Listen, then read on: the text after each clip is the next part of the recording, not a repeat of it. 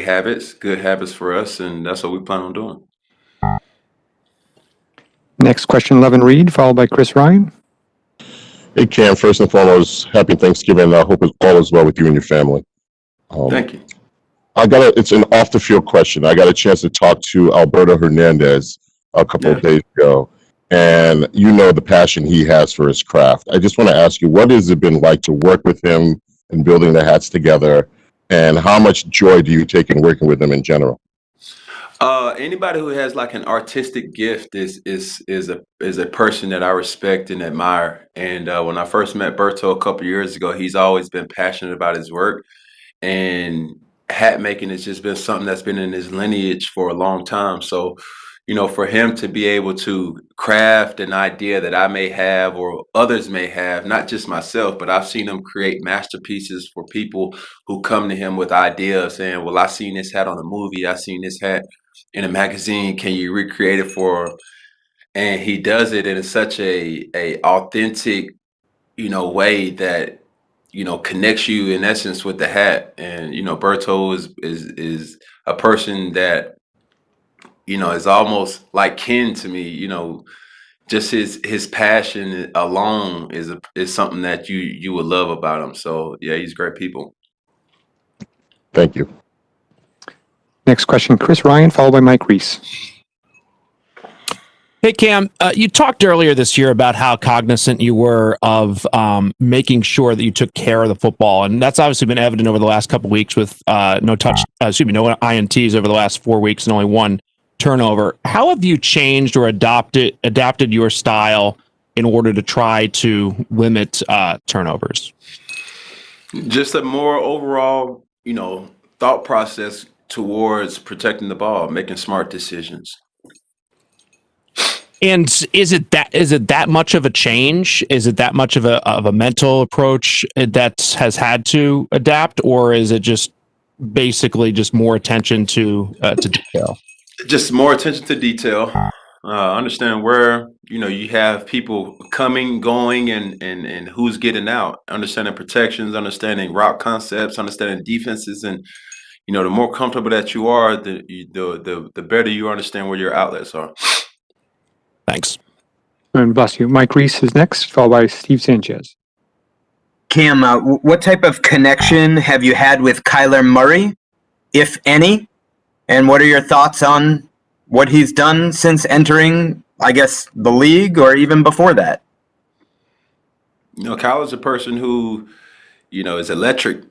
And, I've had the opportunity to see Lamar. I had the opportunity to, to play against, obviously, Deshaun last week. And, those guys and Kyler this week, it's just fun to play against a guy like that, as well as, knowing that the game is kind of turning to that style of quarterback who can not only attack you with the legs, but as well as, as potent with his legs as with his arm as well. Cam, have you had a chance to talk much with him? Like, have you guys had much of a connection before? No, sir. Next question, Steve Sanchez, followed by Megan O'Brien. Happy Thanksgiving, Cam. Hope all is well, bud. Yes, sir. Happy Thanksgiving to you too. Cam, I got to ask you a Thanksgiving Day question. What's Cam Newton's favorite dish on Thanksgiving? Ooh, I'm a dessert guy. So, whatever Mom Dukes whips up. Red rice is always good. You know what I'm saying? Something that's a family signature dish. We got collard greens, but obviously these are catered to the veganism that I eat. So, yeah, those. Megan O'Brien, followed by Phil Perry. Hey, Cam. So Sony Michel has been back out on the practice field with you guys, and he was elevated to the active roster. He didn't play on Sunday, but what have you noticed about Sony since he's made his return? He's got fresh legs, and we're anticipating, him, and just to have so much firepower in that running back room, man. Obviously, it's devastating to hear about Berkey, but for us, you can't replace a guy like that, and Sony brings something that, a lot of running backs don't have. That may be experience, that may be big playability, that may be just his understanding in this offense, and we're going to need all of that here moving forward. 3 final questions. We'll start with Phil Perry, followed by Mike Giardi. Hey, Cam, you mentioned that the game is going to that style quarterback, Lamar Jackson, Deshaun Watson, now Kyler Murray this week for you guys. Do you view it almost as a prerequisite now to play your position that, guys have a certain level of athleticism? Obviously, those 3 we just talked about are pretty elite as far as that goes. But is there something about today's game that requires that quarterbacks be good athletes? I don't want to say that. It's different ways to skin a cat. That's an old cliche saying. You just got to understand the system. It just depends on what system you're in. A lot of quarterbacks may not be athletic like those guys that you mentioned, but they're still effective. And as long as you have a great understanding of what your offense is trying to do, that's what it pretty much comes down to. Cam, just as a quick follow-up, have you noticed over the course of your time in the NFL that defensive linemen have gotten more athletic? Yeah. I mean, going against, certain players and certain defenders who are running, if not faster than you, fast as you, and I'm not just talking about defensive ends. I'm talking, 3 techs, shades, nose tackles. Guys are just, freakish athletes these days, and you just have to have an edge in some way, in some category of your game. Thanks, Cam. The last 2 questions will be Mike Giardi and Mike Reese. Hey, Cam, while we're on this sort of topic, I'm just curious because as we talk to all these young quarterbacks, Lamar, Deshaun, Kyler, they all bring you up as someone that they looked up to. Do you almost feel like you sort of started this trend in this direction again? No. Listen, this trend was started way back when you had the Steve Youngs, the Warren Moons, John Elway, Randall Cunningham, Michael Vick, Donovan McNabb, Cordell Stewart to a degree, you know what I mean? So I'm not going to sit up here and be the first person to say that I am the originator of this, style of play, because that's not true. There's been a lot of quarterbacks that played way before me that have brought a element to the quarterback position that was extremely beneficial or heart-aching for defenses to try to figure out. What does it mean to you, though, to have those guys say that and to point to you as sort of their hero, if you will? Yeah, it's cool, but I still want to beat them. So I'm pretty sure they could say the same thing about me, and that's why we play this game. It's a mutual respect, but just like any competitors going against each other, you want to see that person do good until you play them, and then afterwards, it is what it is. Final question, Mike Reese.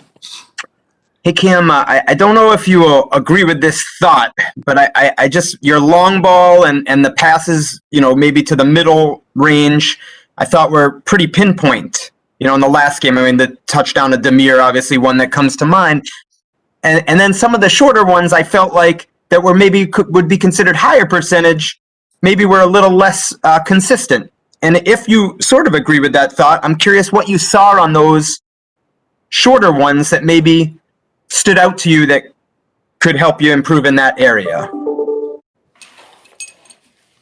You play quarterback?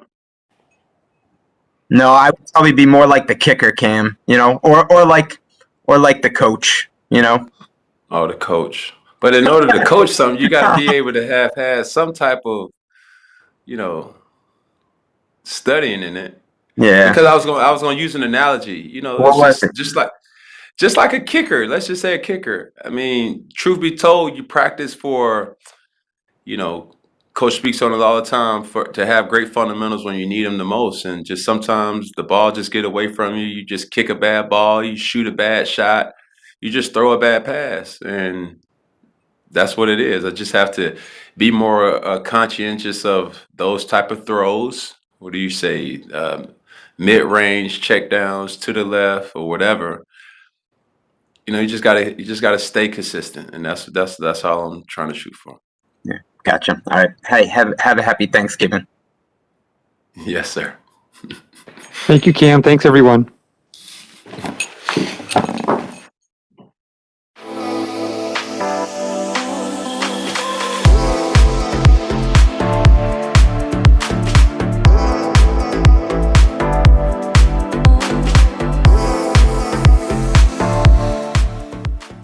We're changing the way we run with contactless ordering, drive-thrus, curbside pickup, and delivery. So you can still get your favorites, and the only thing you have to touch is your phone. Order on the Dunkin' app. America runs on Dunkin'. In New England, we are resilient. It takes hard work to earn respect. Sometimes it takes decades. And it always takes someone being on your side. For over 60 years, this team has transformed itself into a championship organization. For over 160 years, our team has demonstrated a similar mentality. There are no days off. Our front lines are fortified by people who sacrifice individuality for the team. Our shelves are also stocked with the best quality products and ingredients. Our team members know their roles. We're proud to do our jobs. Shaw's, the official supermarket of the 6-time champion New England Patriots. My Caleb sofa and love seat. With Bob's discount, you get both pieces for just $7.99. $7.99? Are you joking? Do I look like I'm joking? Yes. You look like you're joking. I'm serious. Cool. Get Bob's discount!